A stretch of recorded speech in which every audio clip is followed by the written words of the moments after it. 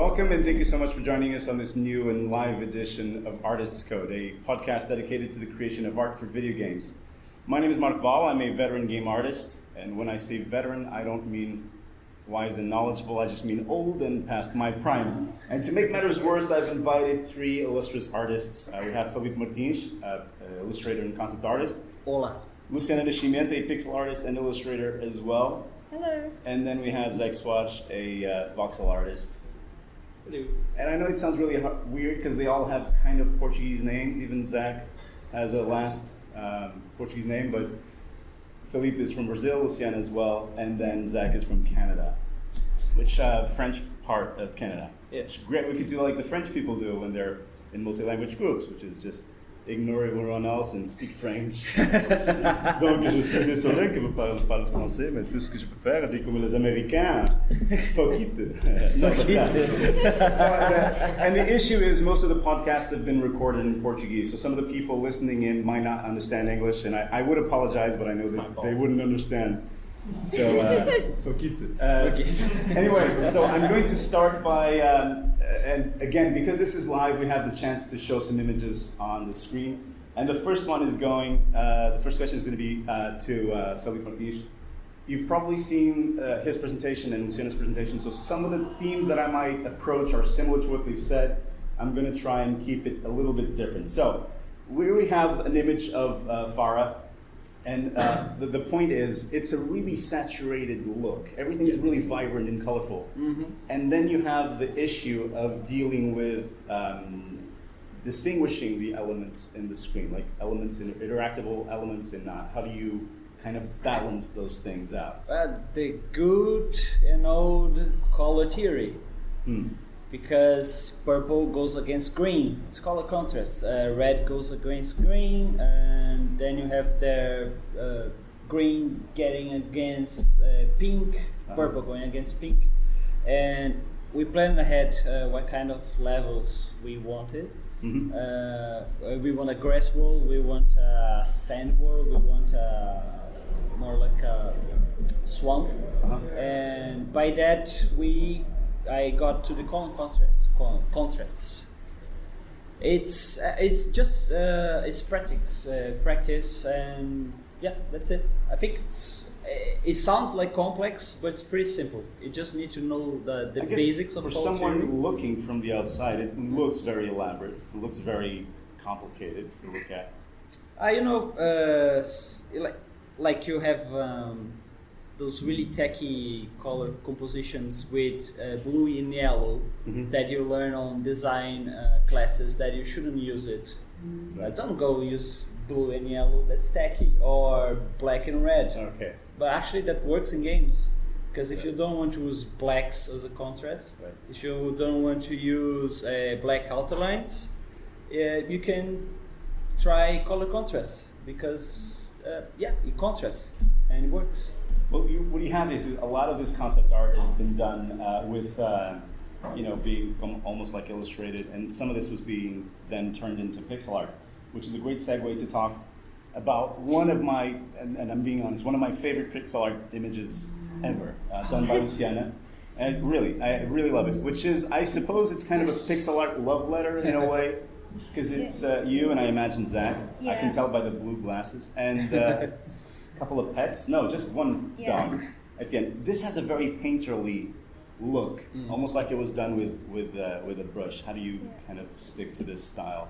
I think when I approach pixel art, I try to approach it exactly like I do when I do a painting. I first try to set the overall picture, and I don't care about like the loose pixels that are here and there.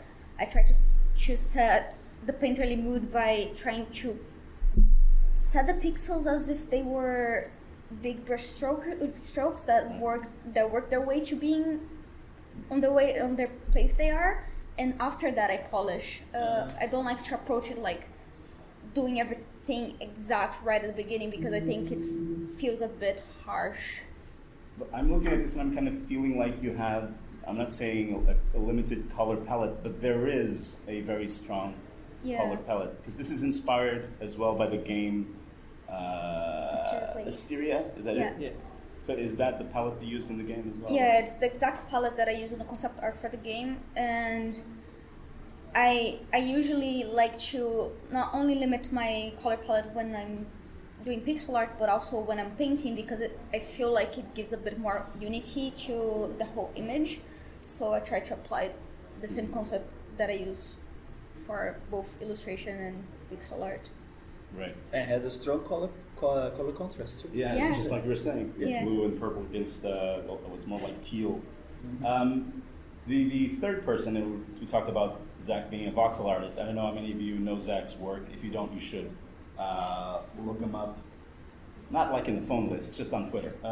Just to kind of take a look at his stuff. And some of the stuff that you do, like this, which is like for, you gotta help me out. This is for... That's for Voxel Mods, the VR MMO. This is really high-res voxel in a way. Not quite. So if you were to take this to a pixel art level, the body is not that intense. It's probably 16 by 16. Uh-huh. And the head is the largest part, but that's also split up into 3 different segments.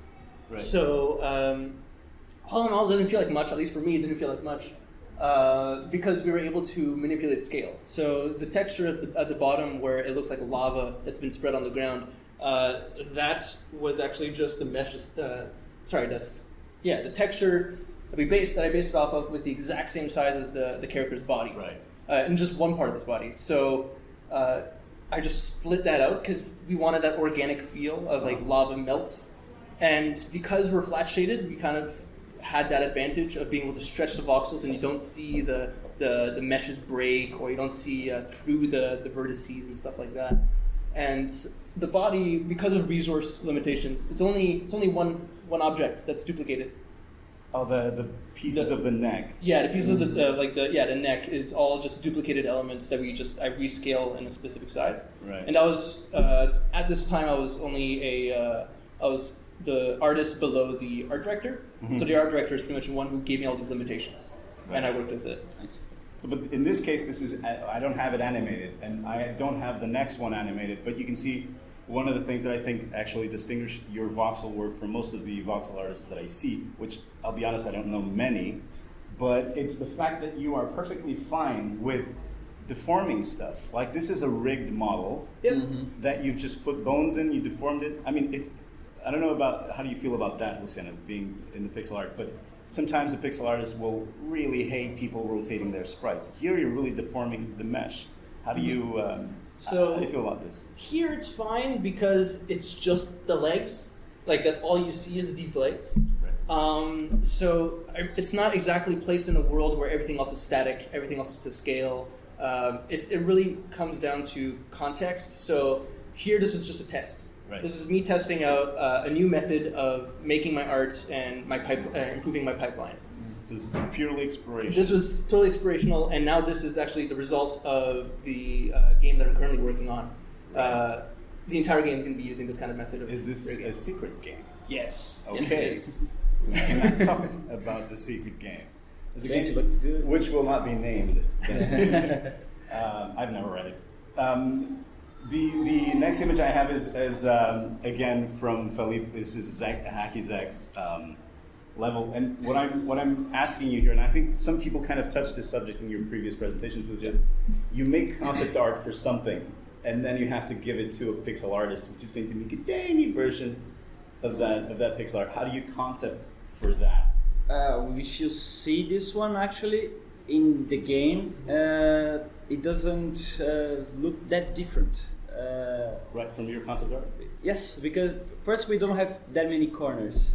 Right. So all the straight lines, they look like pixel art. Actually, we had an article on a magazine, I think it's called Killzone. Killscreen. And they did a piece on Hacky Zach. Right. And we had the promotional material for the media to use, and they used the concept art as screenshots. Right. They miss it, and it worked because they look pretty much the same. But when I put this image on the projector, I'm pretty sure that some of the people watching it took them a second to find where the main character is, because he is really tiny. And this was done along with some of the avatars that you created that would fall into the style of Hacky Zack? And again, this is actually is a mid-scale. The character is a little bit bigger because on the concept art I just picked one of the Sandy's drawings, Sandy frames, and just stick it on the concept just for showing up. The ball goes here, but and the stickers, they were first done for promotional material for the avatars. That we distributed to fellow indie developers, and they all use it. That created awareness for our game, and then we figured since we already did a lot of avatars, we can use them for achievements. Right. Then use it as achievements. Since we have achievements, let's put them as icons on the game. So Sandy translated all those stickers back to Sandy Gordon that you were also Sandy talking Gordon, about. So you would take these concept art avatar, not concepts, the sticker avatar style, translate that into pixel. How much of it survives? Because you had stuff like you had beard and you had some. Then it comes to the competence of the artist. Right. And in the case of Sandy, he can really pull anything out. He's a great artist. Well, that's working with kind of a constraint. I'm going to show you now some image from Luciana. A project that you did was a card game, I suppose, with illustrations. Yeah, it's a project that is still going on. It's Argento Age, and it's a open source project with the same creators of Battle for Westnot. And as one of in the beginning, I was the only illustrator in the project, and we wanted to bring the feeling that Magic the Gathering had with it felt like it had several different illustrators working on it, because they actually did. Yes. So I ended up trying different styles for every single card that I did, every single illustration, so it would have that feeling like.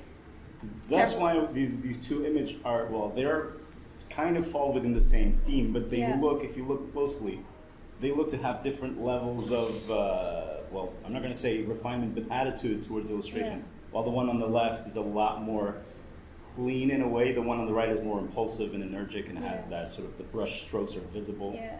That's all of you just trying out different styles? Or? Yeah, exactly. I wanted to give that feeling that the game has been built by several different people, like Magic did, but still had some unity to it. Right. And because of that, I had a lot of freedom to test different styles and different techniques on how to illustrate. It's kind of lying. But that's cheating. But we were in the beginning, and we still are a really, really small teams, and so small teams. We couldn't, and we didn't have the money to hire hundreds of different artists to create different cards, because it's an open source project, so everything comes out of pocket. Concept art. This is more like illustration, like proper illustration. They give you a brief or a look, and then you have other projects like this one, where you are to create concept art that is going to be modeled, right? Yeah. That you know is going to be turned into a 3D model. In this case, it's a voxel model. Yeah. I think I got this right, hopefully. Yeah. And I'm supposing that when you did this, you knew that they were going to be turned into voxel model. Does that change your approach in any way, or do you just go, I don't care? I actually told her to not try to do something square. I should explain that Zach was the one that eventually ended up doing these. I usually like to adapt the concept art for what is gonna be the media that we're gonna use in the game. But Zach, he really likes challenges, and he said, please just come out with the things that you really would like to come to life, and I'm gonna try my best to turn into voxels without breaking the design that you made. Masochists, so? I'm an art masochist, yeah.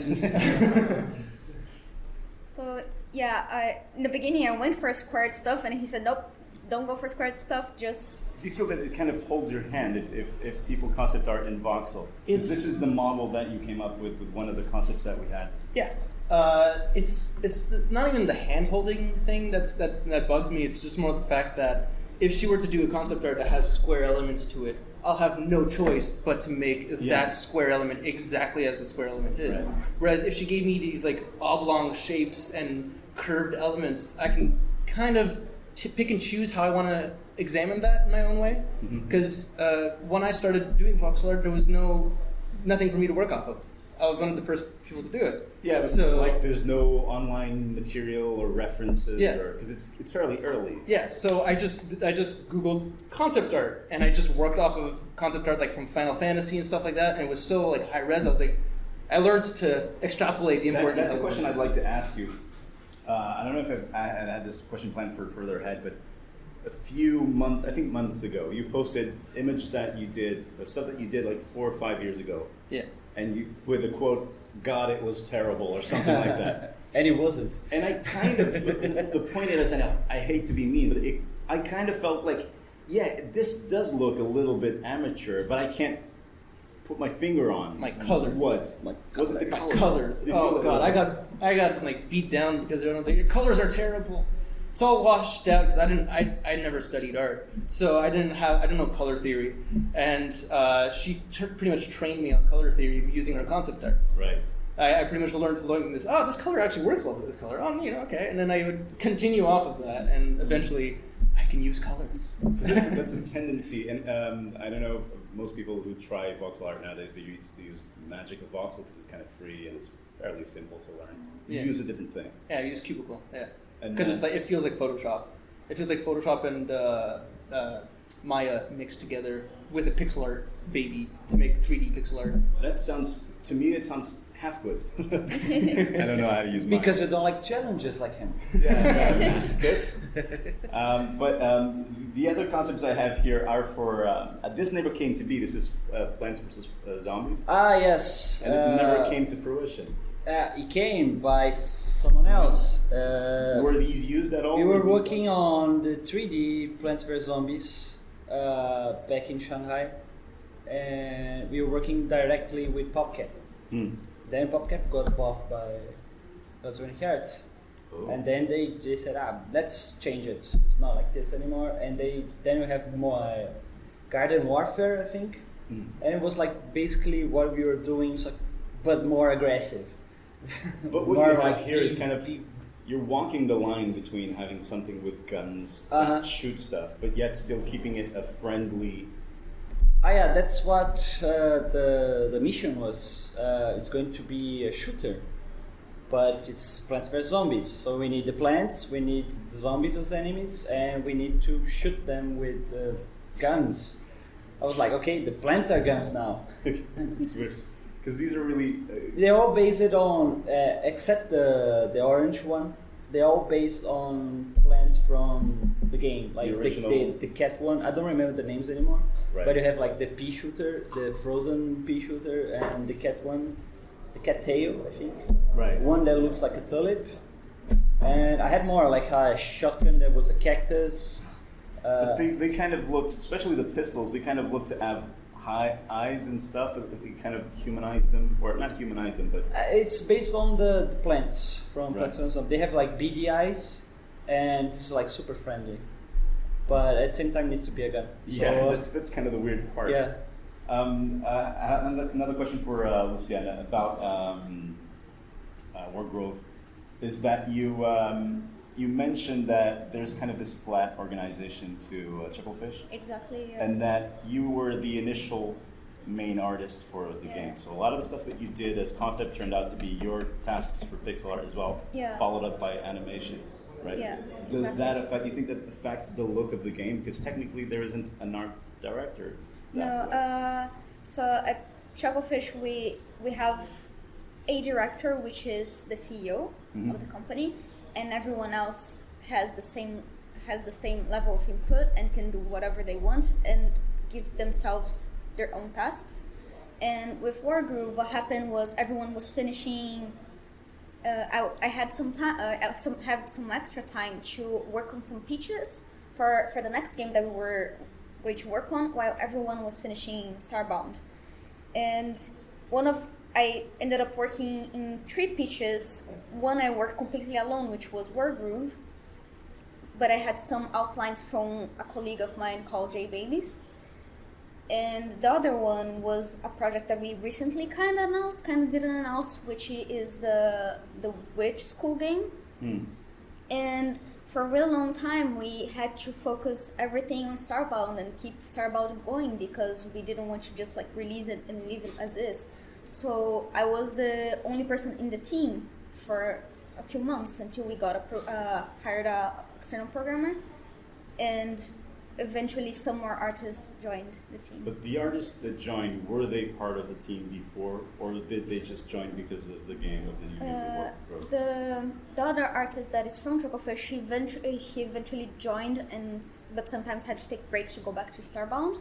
He's Jay, as I mentioned earlier. Mm-hmm. And other than that, we looked for freelancers that were really good at animating because we felt like kind of our weakness were the animations, mm-hmm. and we really wanted to put effort into that. So at our peak artist team, we had 4 people working, 2 people that focused mostly on animation, and me and Jay, which we would do a lot of concept art, a lot of sprites, and try and animate ourselves when we had the time. Don't you feel that you kind of set the art direction because you were the first one to work on it?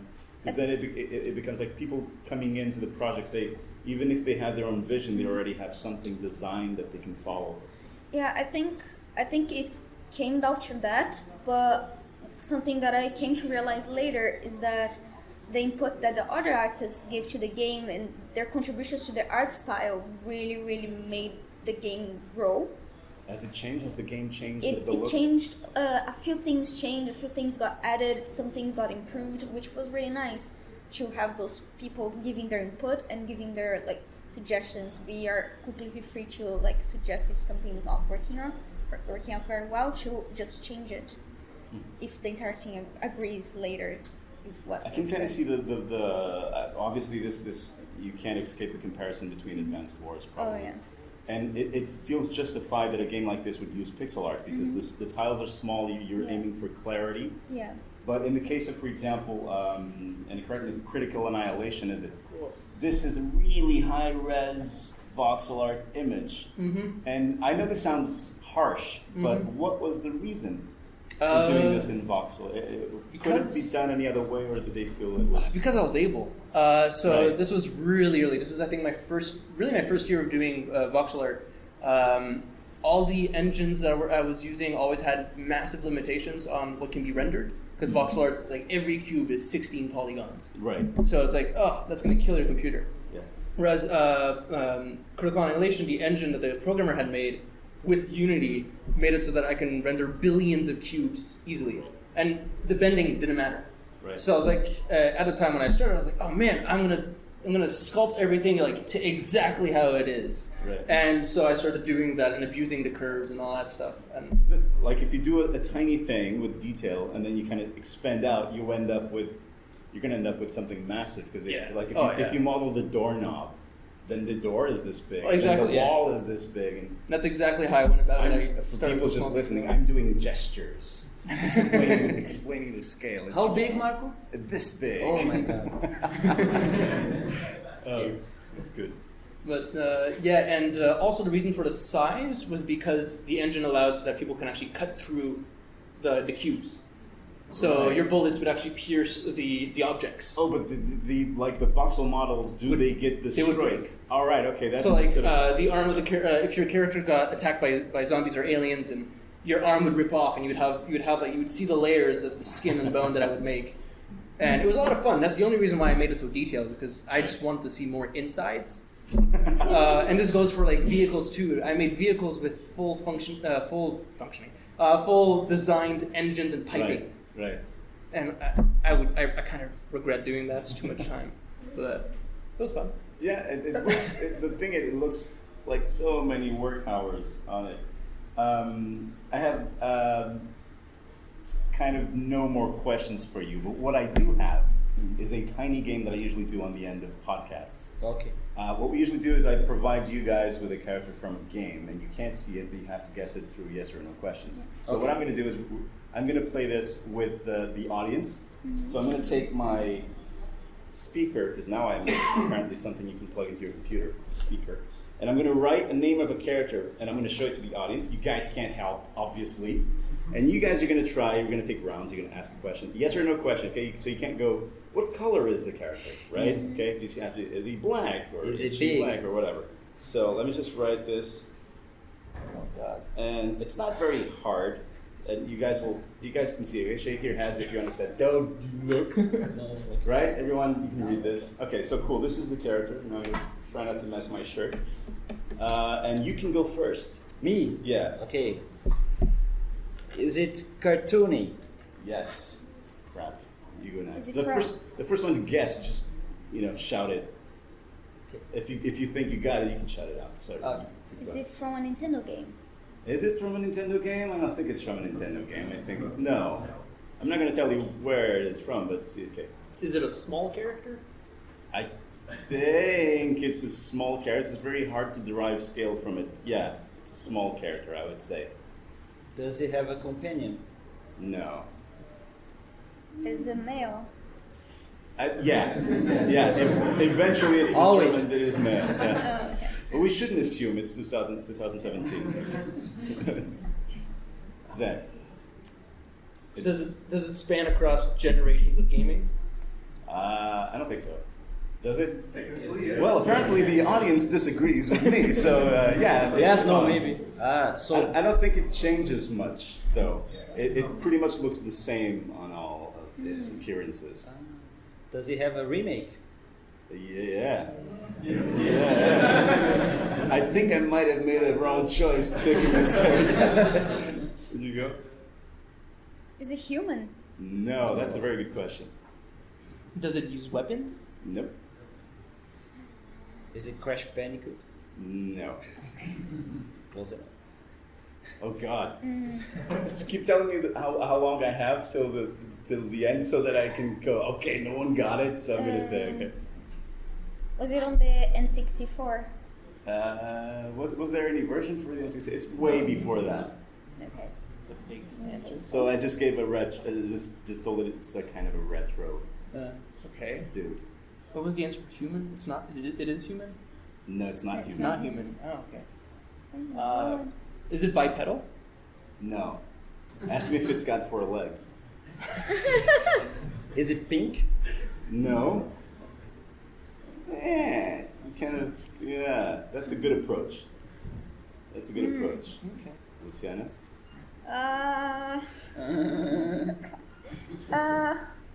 Some obscure. It's exacerbating, I know. It's Oh my kind God, of I weird. have no idea. Can we pass on to Zach? Yeah. Pass it to Zach. Oh God. Is it Yoshi? No. Okay, it's got no legs. No legs. No legs. Oh. So it's clearly not bipedal. Yeah. If you think you got it, you can shout it. Is it a slime from Ragnarok or something? No. Does it fly? Nope. It's the most boring character in the world, apparently. Yes. Doesn't do anything. There's a very peculiar sound attached to it. No. Not that one, no. Is it a... Oh. What? No, the Koopas have legs. I don't know. The Koopas has legs. Why? Yeah, feet. They don't have Oh, legs. what is that character in Mario that is the little you're- bullet? It's not Nintendo. It's not I think Nintendo. you're- That's true. That's You're true. thinking too much of me. I'm much more simpler than that. Much more mainstream. Alex Kidd. Nope. He has legs. Oh, yeah, I don't see that. That's a game I want to see. Okay, can we? It's 2 words. His name is 2 words. Yeah. It's very popular. Well, I thought. I know. Sonic and Knuckles. Has legs. No. Okay. Let me get. There's only one vowel in the name. It appears twice. It's A. It's the vowel A. It's getting very specific tips now. And if you sort the letters in the sequence, you will end up with the pentagram. No. Okay. I feel terrible. I feel so bad. Okay. I think I'm gonna have to wrap it up.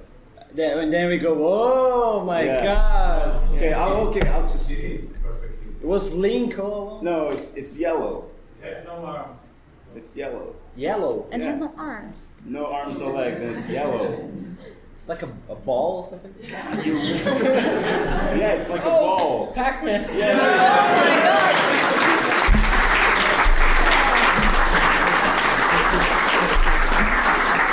I'm an expert. Okay. Just Oh to my wrap it God. up, I'd We like know games. Thank you guys for joining us. Thank you to the audience as well, and I'll see you guys on some other Yay. podcast. Thank Take care. you. Glad to be here. Thank you for having us.